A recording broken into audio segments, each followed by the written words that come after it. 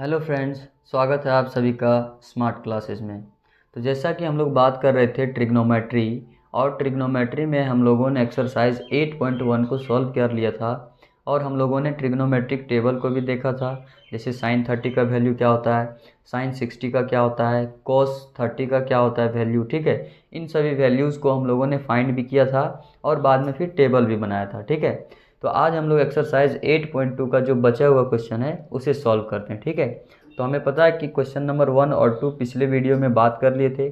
आज हम लोग क्वेश्चन नंबर 3 को सॉल्व करने जा रहे हैं। ठीक है, तो क्वेश्चन नंबर 3 है, if 10a plus B equal to √3 and 10a minus B is equals to 1/√3, जहाँ 0 degree is less than a plus B is less than is equals to 90 degree where a is greater than b, find a and b। तो हमें क्या given है कि 10a plus B equal to √3 दिया हुआ है और 10a minus B equal to 1/√3 है, और a और b का जो सम है वो 0 से बड़ा होगा और 90 से छोटा है, 90 के इक्वल होगा। ठीक है, और एक चीज़ और दिया हुआ है कि a जो है वो बड़ा होगा b से। ठीक है, तो इसको आइए सॉल्व करते हैं। सॉल्व कैसे करते हैं? सॉल्व करने से पहले आपको एक बात ये पता होना चाहिए कि जैसे हम लोग एक्सरसाइज 8.1 में देखे थे कि cos a equal to cos b कब होगा, जब ये दोनों एंगल इक्वल होगा तभी ये इक्वल होगा। जैसे लिखा, मान लेते हैं कि इधर 5 है और इधर लिखा हुआ 3, तो दोनों कब इक्वल होगा, या तो इधर 2 ऐड कर दें, ठीक है, तब इक्वल हो जाएगा। तो उसी तरह से ये जो फंक्शन है cos a और cos b, ये दोनों इक्वल कब होगा, जब दोनों का एंगल क्या होगा, इक्वल होगा, यानी a इक्वल टू b होगा, तब ये दोनों फंक्शन इक्वल हो जाएगा। ठीक है, तो यहाँ से हम लोग ध्यान से देखें तो यही कंसेप्ट यहाँ भी लगने वाला है। तो हमें गिवन क्या है, गिवन है 10a plus B, 10a plus B is equals to √3। तो यहाँ से हम लोग लिखेंगे 10a plus B equal to √3। 10 में किसका वैल्यू होता है, तो हमें पता है ट्रिग्नोमेट्रिक टेबल से कि 10 60 डिग्री इज इक्वल्स टू क्या होता है, √3। अब ये 10a प्लस बी इक्वल है 10 60 डिग्री के, तो ये दोनों इक्वल कब होगा, जब इसका एंगल और इसका एंगल दोनों क्या होगा, equal.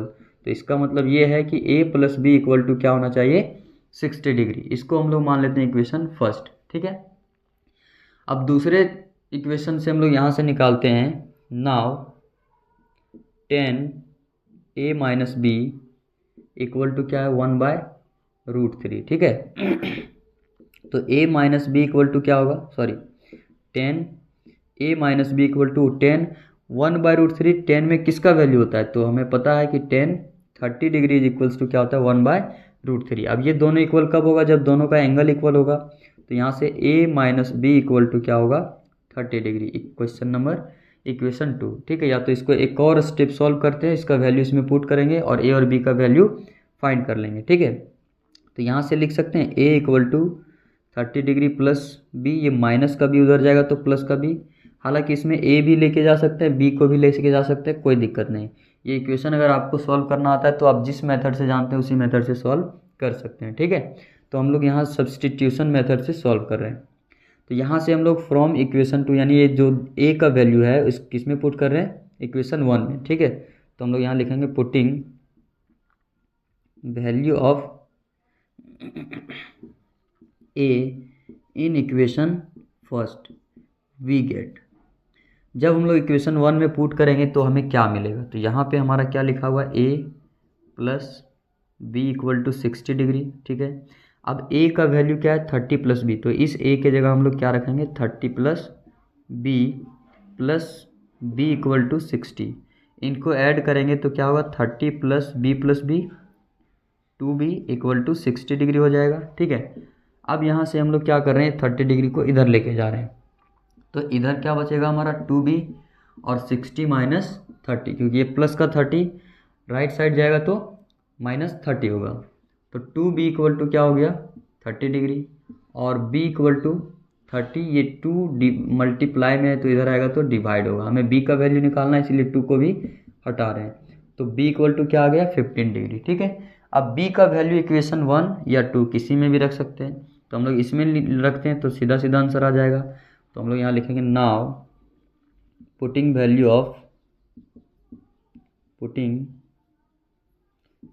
Of b in equation 2 we get जब हम लोग इक्वेशन 2 में लिखेंगे तो क्या हमें प्राप्त होगा, यानी क्या हम फाइंड कर पाएंगे। ठीक है, तो इक्वेशन 2 हमारा क्या है, a equal to 30 plus B, और a equal to 30 plus B के जगह क्या रखने वाले हैं 15 डिग्री, तो 15 हो जाएगा। तो a इक्वल टू क्या आ गया 45। अब यहाँ एक कंडीशन दिया होता है a is greater than b, तो a देखिए 45 है और b 15, तो ये क्या है इससे बड़ा है। ठीक है, तो यहाँ से हम लोग लिखेंगे hence a equal to 45 degree and b equal to 15 degree, तो ये हमारा क्या हो जाएगा आंसर हो जाएगा। ठीक है, अब हम लोग देखते हैं इसका लास्ट क्वेश्चन यानी क्वेश्चन नंबर 4 कैसे सॉल्व करते हैं। चलिए देखते हैं क्वेश्चन नंबर 4।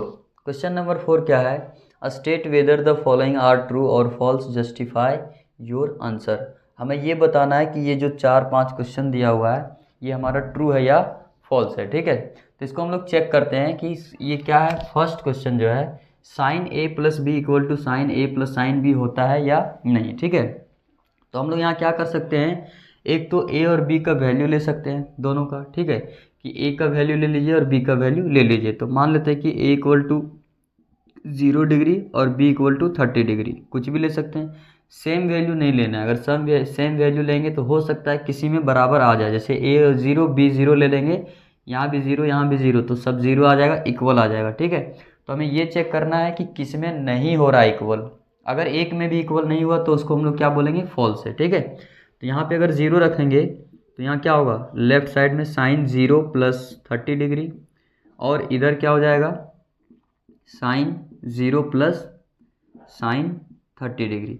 तो अगर इसको देखें तो साइन 0 प्लस 30 साइन 30 ही होगा। ठीक है, और यहाँ पे साइन 0 का वैल्यू 0 प्लस साइन 30 का वैल्यू 1/2, और यहाँ भी साइन 30 का 1/2 इक्वल टू 1/2, तो इसमें इक्वल आ रहा है। ठीक है, तो हम लोग को और चेक करना है कि एक ही में चेक करके मत रुक जाना है कि ये इक्वल आ गया तो हमारा सही होगा। ठीक है, तो यहाँ पे ये हमारा सही है, लेकिन फिर भी हम लोग एक और चेक करते हैं, ए इक्वल टू 30 डिग्री और बी इक्वल टू 30 डिग्री।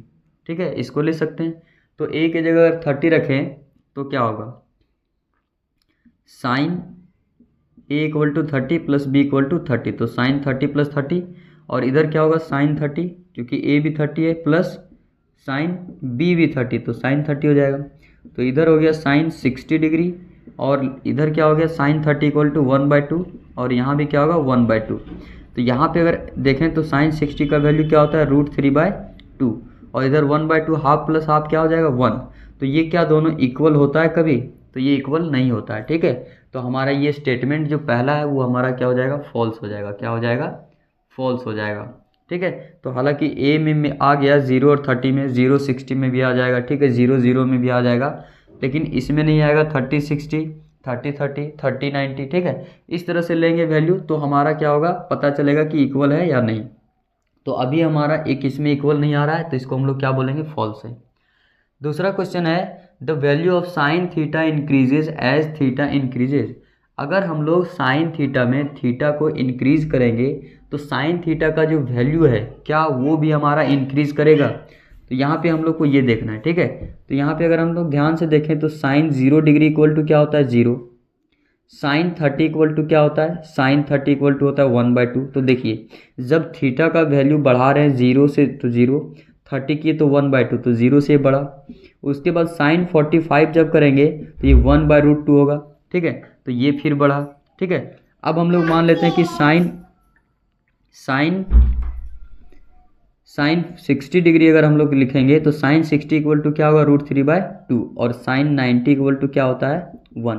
तो ध्यान से अगर देखें तो यहाँ पे साइन 0 0 हो रहा है, 30 डिग्री 1/2 हो रहा है, 45 1/√2 हो रहा है। तो ये धीरे धीरे इंक्रीज कर रहा है, और 0 से हमारा कहाँ तक पहुँच गया 1 तक। एक्चुअल में जो थीटा का जो साइन थीटा का ये इंक्रीज होता है वैल्यू, जब हम लोग आगे क्लास में पढ़ेंगे तो यहाँ से देखेंगे साइन का जो ग्राफ होता है, ठीक है, वो कुछ ऐसे होता है। ठीक है, इस तरह से जाता है ग्राफ। ठीक है, तो यहाँ से लेकर यहाँ तक साइन थीटा का जो वैल्यू होता है वो इंक्रीज होता है। ठीक है, यानी -π/2 से लेकर π/2 तक, यानी -90 से लेकर +90 डिग्री तक क्या होता है थीटा का वैल्यू जो है साइन थीटा का वैल्यू इंक्रीज होता है। और हम लोग क्लास 10th में जो है वो हम लोग 0 से 90 के बीच में ही हम लोग पढ़ते हैं। आगे जो इधर है वो हम लोग आगे क्लास में पढ़ेंगे। ठीक है, तो अभी फ़िलहाल 0 से 90 डिग्री का हमारा जो वैल्यू है वो क्या हो रहा है, इंक्रीज़ हो रहा है। तो उसके अनुसार से ये भी जो वैल्यू है वो क्या है, ट्रू है। ठीक है, लेकिन कॉस थीटा में क्या होता है, डिक्रीज़ होता है। ठीक है, जो 0 से 90 के बीच में होता है वो जो ग्राफ होता है कॉस थीटा का कुछ ऐसे होता है।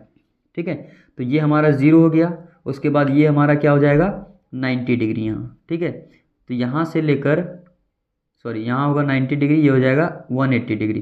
तो यहाँ तक देख रहे हैं ये जो वैल्यू है ग्राफ का वो नीचे जा रहा है, तो नीचे जा रहा है तो इसका मतलब क्या है, डिक्रीज हो रहा है। ठीक है, और ऐसे भी हम लोग अगर देखें तो cos 0 का वैल्यू क्या होता है, cos 0 इक्वल टू 1 होता है। उसके बाद cos 30 इक्वल टू क्या होता है, √3/2। तो देखिए जस्ट इसका रेसिप्रोकल जा रहा है, 1 से √3/2 आया, फिर √3/2 से 1/√2 आएगा, फिर 1/2 आएगा, फिर 0 आएगा, तो इसका मतलब ये डिक्रीज हो रहा है। तो इसका मतलब ये है कि जब हम लोग थीटा का वैल्यू इंक्रीज करेंगे तो कॉस थीटा का वैल्यू क्या होगा, डिक्रीज होगा, ना कि इंक्रीज होगा। तो इसमें लिखा है इंक्रीज, तो ये हमारा क्या होगा, फॉल्स। ये हमारा क्या होगा, फॉल्स होगा। ठीक है, अब क्वेश्चन नंबर 4 है कि sine theta equal to cos theta for all values of theta, यानी ये दोनों इक्वल होगा कब, ये बताइए। तो यहाँ पे हम लोग अगर देखें तो cos 30 cos 45 इक्वल टू कितना है, cos 45 इक्वल टू कितना है, cos 45 इक्वल टू क्या होगा, 1/√2। तो यहाँ पे हमारा इक्वल क्या हो रहा है, साइन 45 इक्वल टू 1/2 और cos 45 इक्वल टू 1/√2। ठीक है, तो ये हमारा क्या है, 45 डिग्री पे ये हमारा क्या होगा, इक्वल होगा। ठीक है, तो क्या ये हर एक वैल्यू के लिए इक्वल है, तो हर एक वैल्यू के लिए इक्वल नहीं है। क्यों, क्योंकि अगर यहाँ 0 रखेंगे, ठीक है, इसको अगर चेक करें इस तरह से, अगर हम लोग मान लेते हैं कि साइन थीटा की जगह क्या रख रहे हैं, 0 डिग्री, तो यहाँ पे 0 रखेंगे तो साइन 0, और इधर साइन 0 का वैल्यू क्या होगा, 0। यहाँ पे 0 रखेंगे तो क्या होगा, cos 0, तो cos 0 इक्वल टू क्या होता है, 1। तो क्या ये हर एक वैल्यू के लिए हमारा ये ट्रू है, तो ये हमारा हर एक वैल्यू के लिए ट्रू नहीं है, सिर्फ 45। ठीक है, 45 हो जाएगा, फिर 135 हो जाएगा, फिर आगे से बढ़ते जाएंगे, यानी 45 का जो मल्टीपल होगा, ठीक है, उसी में हमारा ये वैल्यू क्या होगा, ट्रू होगा। ठीक है, तो यहाँ पे हमारा 45, फिर 135 ऐसे करके बढ़ते जाएगा, लेकिन यहाँ पे हमारा क्या 0 डिग्री पे इक्वल हो रहा है, नहीं हो रहा है, तो ये हमारा क्या हो जाएगा, फॉल्स हो जाएगा। क्या होगा, फॉल्स होगा। ठीक है, नेक्स्ट है cot a is not defined for a equal to 0। क्या cot a जो है इस a इक्वल टू 0 पे नॉट डिफाइंड है। तो सबसे पहले हमें ये बताइए कि tan 0 का वैल्यू क्या होता है, tan 0 का वैल्यू 0 होता है, और cot 0 इक्वल टू क्या होता है, अनडिफाइंड होता है, नॉट डिफाइंड होता है। ठीक है, इसको इनफाइनाइट बोलते हैं या तो फिर अनडिफाइंड भी बोलते हैं, अनडिफाइंड भी बोलते हैं, या तो फिर नॉट डिफाइंड भी बोलते हैं। ठीक है, डिफाइंड। ठीक है, तो इसका मतलब ये है कि cot a का जो वैल्यू है 0 पे क्या होता है, नॉट डिफाइन होता है। ठीक है, क्या होता है, नॉट डिफाइन। तो ये भी स्टेटमेंट हमारा क्या है, ट्रू। तो ये स्टेटमेंट क्या हमारा, ट्रू। तो इस तरह से हम लोग ये ट्रू और फॉल्स को सॉल्व कर सकते हैं। अब हम लोग आगे का जो एक्सरसाइज है 8.3 उसको सॉल्व करेंगे नेक्स्ट वीडियो में। Thank you.